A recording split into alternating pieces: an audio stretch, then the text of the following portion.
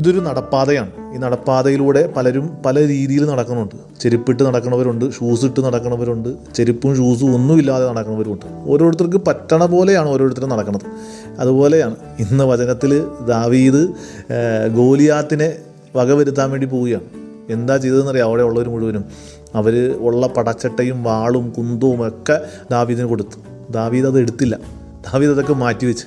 കാരണം ദാവീദിനറിയാം ദാവീദിൻ്റെ ആയുധം വേറെയാണ് എന്ന് ദാവീദിന് കൃത്യമായിട്ടറിയാം.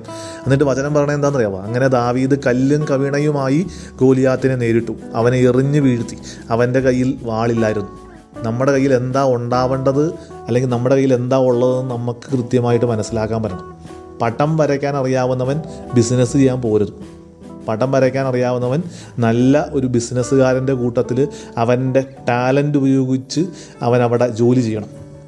ഇത് രണ്ടും നമുക്ക് തിരിച്ചറിയാൻ പറ്റണം. ബിസിനസ്സുകാരൻ പടം വരയ്ക്കാനും പോരുത്, അവിടെ അവൻ വിജയിക്കുകയില്ല. എൻ്റെ കഴിവേതാണെന്ന് മനസ്സിലാക്കിയിട്ട് വേണം അത് ഞാൻ ഉപയോഗിക്കേണ്ടത്. എനിക്കും അയാളെപ്പോലെ ആവണമെന്നല്ല ഞാൻ ചിന്തിക്കേണ്ടത്, മറിച്ച് എൻ്റെ കയ്യിൽ എന്താണോ ഉള്ളത് അത് എനിക്ക് ഏറ്റവും നല്ലതാക്കി മാറ്റണമെന്നാണ് നമ്മൾ ചിന്തിക്കേണ്ടത്. കല്ലും കവിണയും ഉപയോഗിച്ച് യുദ്ധം ചെയ്യാൻ പോകുന്നവൻ വാളെടുക്കാൻ പോകരുതും, അവൻ തോറ്റുപോകും. എല്ലാവരും വാളെടുക്കുന്നുണ്ട് എന്ന് പറഞ്ഞിട്ട് വാളെടുക്കാനല്ല ഞാൻ പോകേണ്ടത്. ഇത് തിരിച്ചറിയാൻ പറ്റണം കേട്ടോ, എന്നാലേ കാര്യം ഉണ്ടാവുള്ളൂ.